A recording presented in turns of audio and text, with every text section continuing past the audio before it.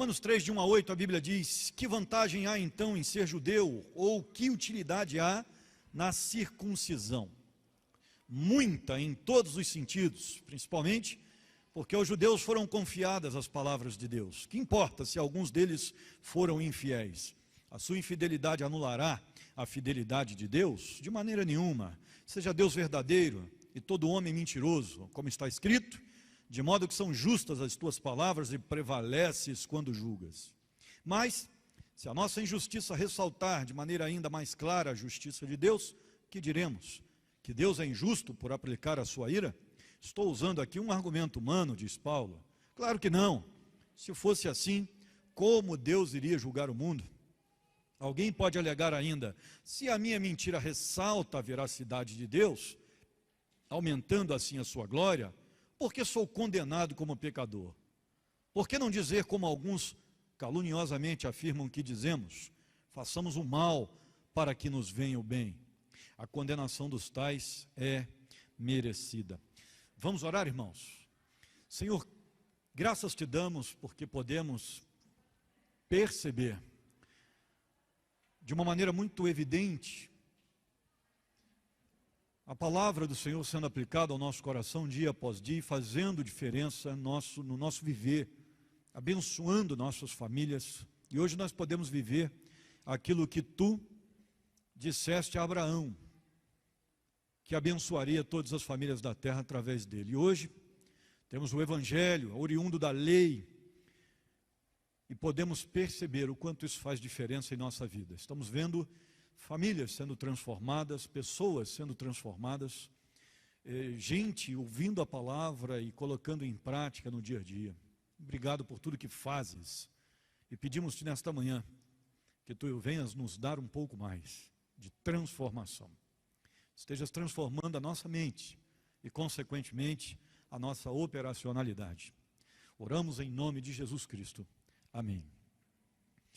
Queridos, nós estamos trabalhando esse princípio de Romanos. Romanos, nesse princípio, é importante porque essa parte fala muito do ser de Deus e como Deus age. Então nós estamos estudando a natureza de Deus nesses primeiros versículos de Romanos. Paulo está tirando algumas dúvidas, falando aos judeus sobre a importância de nós entendermos bem Deus e sobre entendermos bem como Ele age. E isso para a gente é importante. Eu sempre tenho dito aqui para vocês que ortodoxia gera ortopraxia. Se você entende corretamente, você consegue também praticar corretamente. Mas se entender errado, vai praticar errado. E eu tenho encontrado algumas pessoas na história da igreja, na caminhada da igreja aqui em PIB de Taubaté, até gente que chega com uma visão equivocada do ser de Deus. Isso faz muita diferença. Porque, por exemplo, uma pessoa que enxerga Deus só pelo lado da ira de Deus, vai ter medo de Deus o tempo todo. E vai achar sempre que Deus está esperando um momento que ela fale, para que ele possa pisar nela. Uma pessoa não consegue perceber esse equilíbrio necessário que a gente precisa ter da teologia. Em contrapartida, outros também chegam com aquela visão assim: eu posso tudo, que a graça é maravilhosa. Então Deus vai entender, né? Deus entende a minha situação, vai me perdoar. E por isso que eu vou fazer, porque Deus acaba, no fim das contas, Deus acaba perdoando, né? Ou seja, e aí essa pessoa não tem muita visão da ira e nem da justiça, então, de Deus, né? Então, esse perigo que a gente corre, a gente tem que ter esse equilíbrio, uma equivalência na natureza, no ser de Deus, para que possamos caminhar. É disso que eu estou falando. Ortopraxia, ela é importante, e ela é oriunda da doutrina correta, da ortodoxia. E Paulo está com essa preocupação. Ele está trabalhando em cima de uma visão equivocada que alguns têm de Deus. E os judeus tinham, e alguns ímpios também. Então ele está acertando isso e preparando o terreno para um dos principais elementos de Romanos, que é a doutrina da justificação. Uma das doutrinas mais importantes da Bíblia é a doutrina da justificação. E Paulo está começando a preparar o terreno para mostrar como Deus nos justifica, a fim de que possamos entrar na sua presença. Então é isso que nós vamos aprender, capítulos 3, 4, 5. O texto vai falar muito de justificação, de como essa justiça de Cristo passa para a gente. E é importante entendermos, porque depois que entendemos, a visão sobre nós mesmos também muda. É importante. Bem, o que Paulo nos ensina aqui? Primeira coisa que ele nos ensina é que Deus jamais é injusto quando julga, pois a sua natureza sempre é justa. Uma coisa que a gente precisa entender desde o princípio é que nós não discutimos com Deus, tá, irmãos? Isso é importante. Deixa eu dizer uma coisa para você, procure guardar isso para a sua vida e nunca mais você esquecer, porque isso fez diferença em todas as tragédias que eu vivi na vida depois de convertido. Todos os momentos de tristeza, em todos os momentos de luto, de agonia, que a gente também vive quando se converte. A gente perde gente querida, a gente perde emprego, a gente perde aquela coisa que a gente demorou tanto para conquistar, bem material, a gente perde. As coisas saem do plano, o projeto não dá certo, a gente perde dinheiro, e isso, dinheiro é de menos. A gente perde saúde, e a vida continua. Nós somos cristãos, e por que Deus permite um negócio desse? Se a gente não tomar cuidado, a gente se rebela, a gente se volta contra Deus.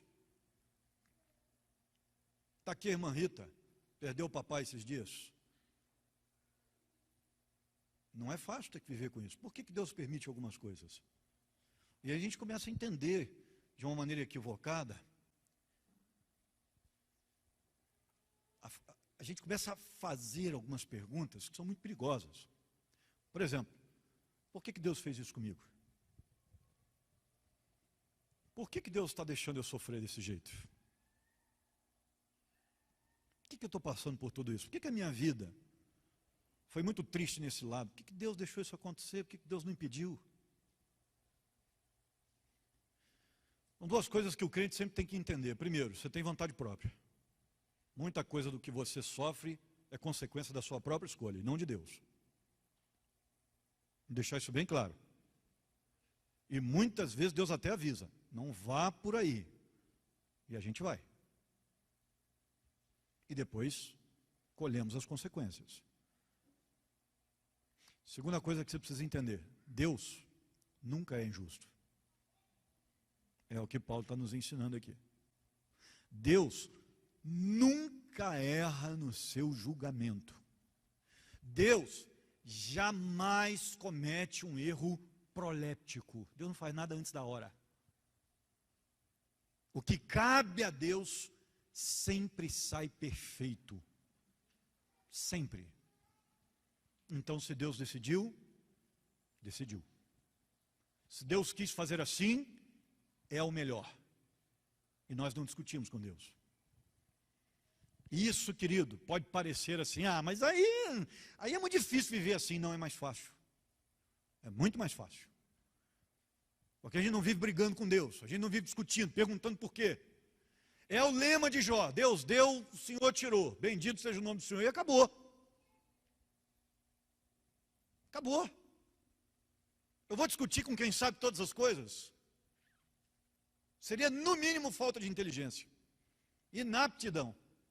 Se você quiser um termo mais popular, burrice. É que eu fico tentando dar uma melhorada no linguajar para não ser tão duro. Paulo está nos dizendo que Deus é justo, e ele também, por ser justo, não deixaria de julgar os judeus, que se afastaram dele. Não tem esse negócio de que é judeu, então está garantido. Não, tem que viver como judeu verdadeiro. E se não viver, Deus é justo em derramar sua ira também sobre os judeus. É isso que é o argumento do apóstolo Paulo. Porque se Deus não fizesse isso, ele seria injusto. E se ele fosse injusto, vai dizer Paulo, ele não pode julgar o mundo. Porque para julgar o mundo tem que ser justo. E Deus, no final das contas, não vai julgar o mundo? Vai, então ele é o único que pode, é o único justo. E a palavra mundo tem uma conotação interessante, porque ela coloca todos os seres humanos no mesmo pacote, como indignos de fazer um julgamento universal. O único que pode fazer isso é Deus. Nenhum humano poderia fazer. E por que nenhum humano pode fazer? Porque não tem um justo sequer na face desta terra. O único que é justo é Deus. Então o argumento é lógico. E os judeus acreditavam que piamente que Deus iria julgar o mundo, mas que eles estavam isentos de julgamento. E Paulo vem e corrige isso. Ei, Deus é justo, querido. Ninguém está isento de julgamento. Ninguém está isento. A Bíblia diz que nós não estamos condenados, mas seremos julgados. Não há condenação, mas tem julgamento. Se é servo de Deus, está perdoado, mas ainda vai responder pelo que fez e deixou de fazer. E aí tem galardão diferente. É porque o pastor de vocês acredita piamente no milênio. Aí tudo fica mais fácil para interpretar. Se tem milênio, tem galardão diferente. Cada um vai receber conforme suas obras e a sua recompensa virá no milênio. No céu, depois do milênio, não tem recompensa. Pastor, onde eu encontro isso aí? Dá uma olhadinha lá nas pregações de quarta-feira, uns 6 meses atrás, 5 meses atrás. Você vai conseguir pegar um estudo completo sobre 10 sinais para que Jesus volte. E aí lá no YouTube tem, no Facebook da igreja tem, você consegue pegar tudo isso e entender melhor sobre essa questão de milênio. Ou então, entra no YouTube e coloca lá, Primeira Igreja Batista de Taubaté, Apocalipse. E estuda o Apocalipse todo. Lá no capítulo 20 você vai ver sobre milênio. Versículo por versículo o Apocalipse. Tá bom? E se eles também pecavam, os judeus, como não seriam julgados? Paulo está preparando, como eu disse para vocês, o caminho para a ideia de justificação. A única maneira de encontrar a salvação é sendo justificado. Nós precisamos ser justos para que sejamos aceitos diante de Deus. E aí, Paulo vai explicar que quando Cristo morre, pelo fato dele ser perfeito, não haver pecado, a justiça dele é transferida ao pecador arrependido. E o pecado deste é transferido ao Cristo na cruz. E ele então morre no nosso lugar. E ele transfere a justiça dele para nós. É uma ideia de resgate. Por isso que Jesus, quando morre, ele diz, tetelestai, está pago, é resgate. Eu paguei por você. Você estava preso lá naquele império de trevas, e eu fui até lá, me ofereci para morrer no seu lugar e libertei você. Essa é a ideia de redenção. E é por isso que a Bíblia diz que ele nos tirou do império das trevas e nos trouxe para a sua maravilhosa luz. A gente só não pode esquecer que ele ficou lá, que ele morreu lá, que ele deu a vida dele lá, no império, do império que nos escravizava. O pecado nosso foi colocado sobre ele, a nossa culpa. A gente nunca pode esquecer disso. E Deus, por conta disso, é justo sempre quando age. Por quê? Porque a justiça de Cristo é transferida a todo aquele que crê. Mas aquele que não crê, a Bíblia vai dizer, já está condenado, porque nunca vai conseguir ter justiça própria. Por mais que o ser humano seja correto nas suas ações, ele é um pecador perdido. E se Deus decidir derramar a ira sobre ele, Deus é sempre justo. Se o camarada estava com a salvação à disposição e não quis, ele vai ser condenado. Deus é justo. Xing, é isso mesmo, um teólogo muito interessante, ele vai dizer o seguinte: o amor de Deus nunca está em competição com a sua justiça ou retidão. Visto que Deus é a autoridade definitiva e todas as proposições encontram significados apenas em relação a Ele, todos os conceitos morais são definidos por sua natureza. Dizer que Deus ama e é justo é dizer que Ele sempre age de acordo com a sua própria natureza, com ênfase específica colocada no tipo de ações que tais palavras, amor e justiça, descrevem. Nós só praticamos amor e justiça porque aprendemos com Deus. E só Deus é amor e justiça na plenitude da palavra. A teologia vai chamar isso de atributos comunicáveis, que é aquilo que Deus é e também nos permitiu desenvolver. Não totalmente, mas até os seres humanos podem agir com algum tipo de justiça. Nós temos juízes hoje que julgam causas e, na maioria das vezes, eles acertam na hora de definir as questões. Por quê? Porque aplicam essa justiça, aplicam a lei, né? Aplicam essa ideia de lei. Então, não há em nós uma justiça plena, no sentido de que possamos alcançar a salvação, porque somos perfeitos naquilo que fazemos. Mas há a possibilidade de um ato de justiça. Da mesma forma que só Deus é bom na sua plenitude, mas até homens maus sabem dar coisas boas aos seus filhos. Ou seja, o homem, ele não é bom na sua essência, mas ele pode praticar um ato de bondade. Porque até fica muito evidente para a gente que ele é feito à imagem e semelhança de Deus. E a imagem e semelhança de Deus no homem não morreu. Deus é justo em tudo que faz, sempre será. Nunca sequer cometeu um ato de injustiça. E a Bíblia vai defender isso em várias passagens. Por exemplo, Deuteronômio, capítulo 32, versículo 4. A Bíblia vai dizer claramente: Ele é a rocha, as suas obras são perfeitas, e todos os seus caminhos são justos. Jeremias diz que Deus é quem executa e se deleita na justiça, ele se alegra na justiça, Jeremias 9, 24. E Isaías 30, 18 chama Deus de Deus da justiça. Um dia, ele vai julgar o mundo com justiça, como diz Atos 17, 31. O Salmo 36, versículo 6, diz que a justiça de Deus é firme como as montanhas, e as tuas decisões insondáveis como o mar.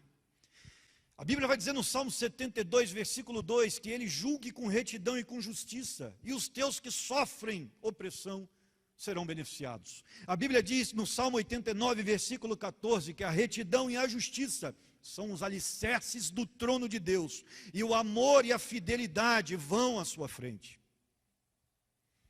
Salmo 119, 172, a Bíblia vai dizer claramente: a minha língua cantará a tua palavra, pois os teus mandamentos são justos. O Salmo 98, versículo 9, julgará o mundo com justiça e os povos com retidão. É muito importante que percebamos, queridos, que em tudo que Deus faz, Ele é justo. Pastor, mas eu estudei tanto, não consigo entender e não passei. Querido, você só enxerga até a curva. Nunca se esqueça disso. Você não consegue compreender os porquês. A única coisa que você compreende é o porquê você quer. Você não consegue entender os porquês de Deus. Eu treinei 8 anos para ser jogador de futebol, piamente. Quando estava todo mundo em casa, dormindo, eu já estava no campo treinando. Eu era o primeiro a chegar, o último a sair. O meu clube só treinava à tarde, pois eu tinha uma pessoa com quem eu treinava todo dia de manhã também. E no meio do caminho, eu conheci as drogas, como você já sabe. E depois de conhecer as drogas, eu desanimei do futebol. Quando eu me converti, eu falei: agora eu vou voltar, jogar bola. Eu fui convidado para voltar. Meu clube me chamou de volta. Volta, rapaz.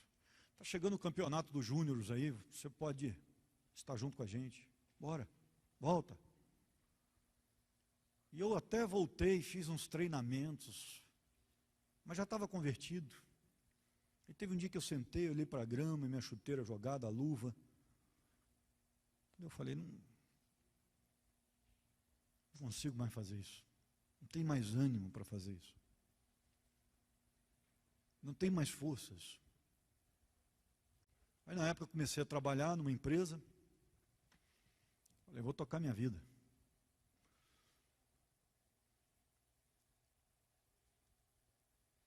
Existia uma chama já dentro de mim, um chamado pastoral. Não tinha mais prazer em nada que não fosse cuidar de gente, pregar a palavra. De vez em quando alguém da minha família comenta, né? Rapaz, que bom o caminho que você seguiu agora, mas não foi profissional porque você não quis. E eu sempre digo, né? Não fui profissional porque Deus não quis. Porque se Ele quisesse, não teria me chamado para o ministério pastoral. E queridos, se eu fosse jogador de futebol, já estava aposentado. Eu, como pastor, estou só começando. Agora que começou a ficar legal. Porque eu olho para 20 anos para trás e eu falo, nossa, eu fiz muita coisa que não devia, gente.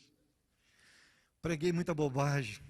Dei muito conselho errado por falta de conhecimento. Meu Deus. Só o Senhor para ter misericórdia, né? Errei muito com ovelha. Nossa.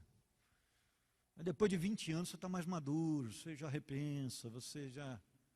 Não, peraí, não é assim. A cabeça é outra.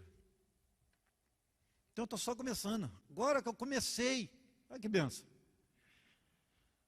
Deus sabe o que faz. Sempre se lembre disso. Justiça, retidão de Deus. Deus sabe o que faz. Se tirou, glória a Deus. Se colocou, glória a Deus também. Segundo lugar, dá uma olhadinha nos versículos 7 e 8 aí. De Romanos, os 3, hein? Mas se a nossa injustiça ressalta de maneira ainda mais clara a justiça de Deus, que diremos? Que Deus é injusto por aplicar a sua ira? Estou usando um argumento humano? Claro que não. Se fosse assim, como Deus iria julgar o mundo? Alguém pode alegar ainda, se a minha mentira ressalta a veracidade de Deus, aumentando assim a sua glória, por que sou condenado como pecador? Por que não dizer como alguns caluniosamente afirmam que dizemos, façamos o mal para que nos venha o bem? A condenação dos tais é merecida, ou seja, que argumento humano que Paulo está usando? A lógica.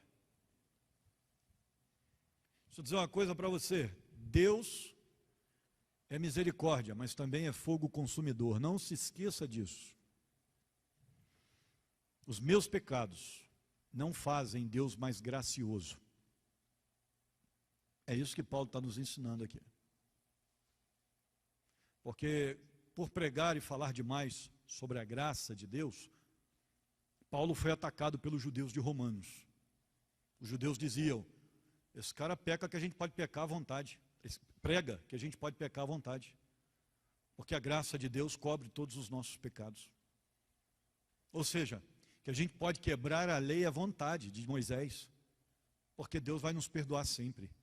E Paulo está dizendo, caluniosamente falam isso de nós. Não é isso que a gente está pregando. Até porque nós nunca ajudamos a graça de Deus. A gente nunca pode esquecer disso. Meu pecado não faz Deus mais gracioso. E tanto é que é a próxima temática do apóstolo Paulo aí. Capítulo 7, ele vai começar a falar de graça de uma maneira evidente. Para entendermos a graça corretamente. O que a gente precisa entender sobre graça? É que nós não temos condições de ser salvos. Só Deus pode promover a salvação do homem. E isso é graça, porque nós não merecemos. Pelo que a gente faz, o que a gente fez e ainda fará, o que merecíamos era o inferno. Eu fico muito preocupado com esses cânticos aí que dizem que a gente veio buscar o que merece, né? Deus, eu vim aqui buscar o que eu mereço. Sério mesmo? Fico imaginando Deus apontando o dedo para o inferno e diz, tem certeza? É isso mesmo? Nós não merecemos. Queridos, depois de quase 25 anos ininterruptos de obra de Deus,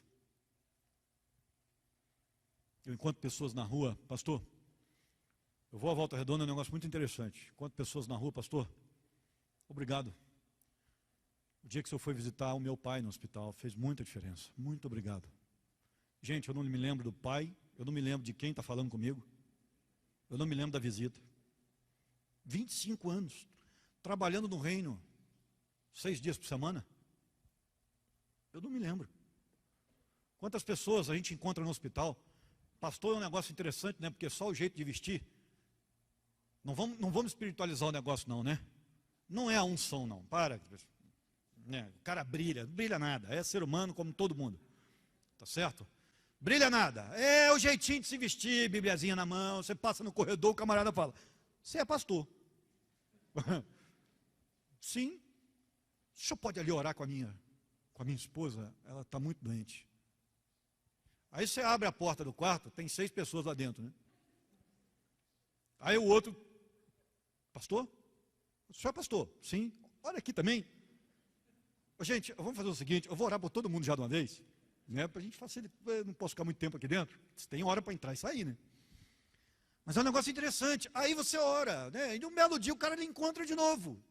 Sou pastor, aquele dia lá. Você não lembra mais. Então, assim, isso eu estou falando só de visita ao hospital, fora o resto. Quanta coisa a gente já fez. Ontem nós chegamos em casa meia-noite, fomos pregar em Ubatuba para casais. Metade dos casais da igreja lá não era crente. Coisa linda. Beatriz e eu falando lá ontem. Vou encontrar aquele pessoal de novo, eu não sei mais quem é, não guardo. Quanta obra. Mas quando eu presto atenção agora, porque isso é que é importante. Quando eu dobro o meu joelho diante de Deus, eu não sinto essa gratificação no meu próprio coração para dizer assim: Deus, muito obrigado, porque eu tenho sido muito usado. Olha, Deus, o Senhor me fez demais. Fantástico. Eu me sinto hoje assim. Não. Eu dobro o joelho e digo para Deus assim, e tenho certeza que a Beatriz pensa do mesmo jeito: Deus, obrigado, porque o Senhor tem todos os motivos para me consumir agora. Eu não mereço, não sou digno, mas faço pela tua graça. Se não fosse a tua graça, eu já estaria enterrado em algum lugar e ninguém nunca acharia. Mas estou aqui por causa da sua graça. Entende o que é graça? A gente nunca merece. Porque por mais que eu faça, eu peco, eu erro. Eu não posso dizer decepciono a Deus, porque Deus não se surpreende. Deus não é surpreendido. Mas que eu causo tristeza em Deus, isso eu tenho certeza. Em vários momentos da minha vida, e você também, você sabe disso. E não adianta eu querer pecar mais, para que a graça de Deus seja maior, porque a graça de Deus já é perfeita, o que é perfeito não recebe alteração. E outra coisa importante: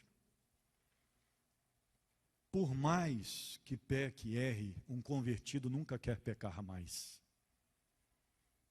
Ele sempre peca com desgosto. É aquela coisa que não dá mais prazer. Estou fazendo, mas não me preenche. Isso não me agrada mais. O convertido não tem prazer no pecado, embora ele ainda peque. Mas ele não tem prazer. É uma culpa muito grande que a gente sente. Então esse negócio de pecar para a graça de Deus ser maior é coisa de ímpio. Não é coisa de crente, porque o crente não tem sentimento. O crente não fala: eu preciso pecar mais, né? Porque aí Deus, a graça de Deus é maior. Olha como é que eu ajudo Deus, fantástico. Não.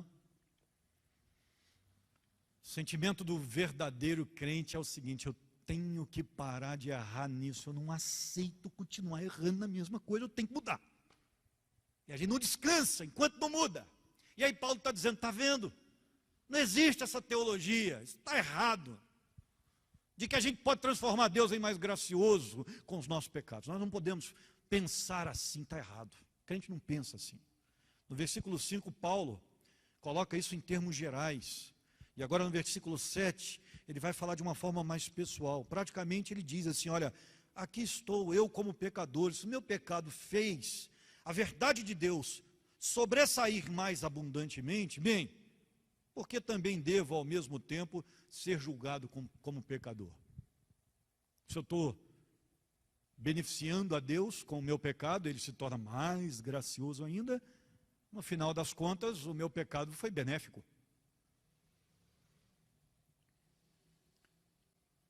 Pecado nunca é benéfico. Ele sempre nos afasta de Deus. Por isso que a teologia não tem sentido. Se o mal acaba gerando bem, ele então se torna bem em último caso. Sendo assim, todo o princípio de moralidade cai por terra. Entendeu? Isso é filosofia. Se o mal gera o bem, ele acaba se tornando bem em último caso. Então, se até o mal é bem, por que a gente vai discutir sobre o que é bem e o que é mal? Besteira. Tudo gera bem no final das contas. Então você pode fazer o que você quiser. Não tem princípio de moralidade. Não tem sentido. E é disso que Paulo está falando. Mal é mal, gente. Sempre será mal. E aquela velha ilustração dos tempos de Israel bebê, né? Tem muito tempo isso, em que, cabecinha branquinha de Israel, né? Que legal. Aí ele pensou, ele acabou de pensar, Israel não fala, é muito respeitoso, mas ele pensou, melhor ter cabelo branco do que não ter. Raciocínio lógico. Mas está branquinho, está bonito. E o camarada foi pregar numa igreja batista, e o pastor estava numa linha diferente, e falou para o camarada assim, olha, mas por favor, fala de pecado aqui não, porque o meu povo já está sofrendo tanto. E a gente tem evitado pregar sobre pecado. Porque, né, fica colocando o povo contra a parede, apertando o pessoal. O pessoal aqui sofre muito. Não pode falar de pecado. O pregador guardou aquilo. Chegou em casa, pegou um frasco de veneno de rato e escreveu, né? Remédio. E foi para o culto. E chegou lá, falou para o pastor, olha, todas as vezes, se eu não estiver bem, toma esse remédio. Mas que remédio é esse? Na verdade não é remédio, é veneno de rato. Mas, muda o rótulo. Quem saiba, faça bem. O pastor virou para o pregador e disse, pregue aquilo que você quiser pregar. Porque não adianta mudar a nomenclatura. Pecado continua sendo veneno. Não adianta mudar o nome. Pecado é pecado e continua sendo veneno. Paulo deixa claro que se fosse assim, ninguém poderia ser julgado. Porque na verdade eu ajudo Deus com o meu pecado, ele se torna mais gracioso. Ninguém acrescenta a graça de Deus. Guarda isso para você. Nunca pense eu posso pecar mais, porque aí Deus tem mais coisa para perdoar. Querido, essa teologia está voltando. Essa teologia está voltando. Incrível. Tem gente hoje que só fala da graça. É uma maneira disfarçada de apregoar essa teologia. Você tem igrejas hoje inteiras, denominações inteiras, que não falam mais em pecado. O negócio agora é autoajuda. Vamos vencer, precisamos ser vencedores, 10 passos para a vitória. E não se fala mais de pecado. O povo não escuta mais sobre pecado. Está voltando a teologia da graça abundante. A graça é abundante, mas ela não pode ser acrescida. Então cuidado, porque isso é um absurdo que estão fazendo com a igreja. O evangelho fala de inferno, ele fala de punição eterna, e fala de punição eterna para a maioria das pessoas deste mundo. Inferno existe, gente. Pecado nunca foi algo aceitável, nem para Deus e nem para o crente. Como é que nós estamos abrigando pecados agora, como se fossem bichinhos de estimação? Tratando pecado como se fosse coisa legal. Tem gente que chega até a dizer, não é lindo meu pecado, não é? Fala a verdade. É até bonitinho. O governo agora quer apregoar que pecado é coisa normal para a igreja. E a igreja tem que aceitar, engolir. E tem igreja engolindo. Você vai para o colégio, o negócio é normal. Não, isso aqui não tem nada a ver. Esses crentes são bitolados. Fomos bitolados, nós vamos julgar o mundo junto com Cristo. E a gente até se sente bitolado, daí a gente começa a se perguntar, rapaz, será que eu não estou sendo muito quadrado, não? Porque a coisa é feita de tal maneira para que a gente se sinta idiota.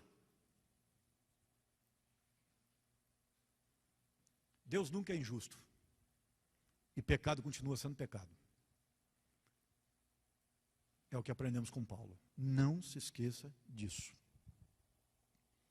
Jamais questione a Deus. Deus nunca erra no seu julgamento. E leve o seu pecado a sério. Porque pecado sempre é pecado. E tem punição. Vamos orar, nobres? Pai, obrigado por tudo que aprendemos aqui nesta manhã. Discurso duro do apóstolo Paulo. Verdade, mas que nos coloca no eixo. Não podemos andar por aí duvidando da justiça do Senhor. Não podemos andar por aí pecando como se fosse normal. Somos um povo santo, adquirido por sangue derramado e sangue precioso. Teu filho sofreu a morte, morte de cruz, para que pudéssemos ter vida. Não podemos banalizar o Evangelho. O Senhor tenha misericórdia de nós, que olhamos para o pecado com seriedade e que jamais reclamemos da justiça do Senhor sobre nós. Tu és justo, sempre serás justo, nunca deixaste de ser justo. Te agradecemos pelo cuidado justo do Senhor sobre nós e pela vida que tu tens nos dado diante daquilo que o teu filho conquistou. Te louvamos, Deus, te adoramos por tudo o que fazes, por tudo o que és em nossa vida. Te agradecemos, muito obrigado. E que nunca duvidemos da justiça e da retidão do Senhor. Que em tudo venhamos dar graças. Faça-os de nós crentes maduros, Deus, num tempo de parte da cristandade imatura. Oramos em nome de Jesus Cristo. Amém.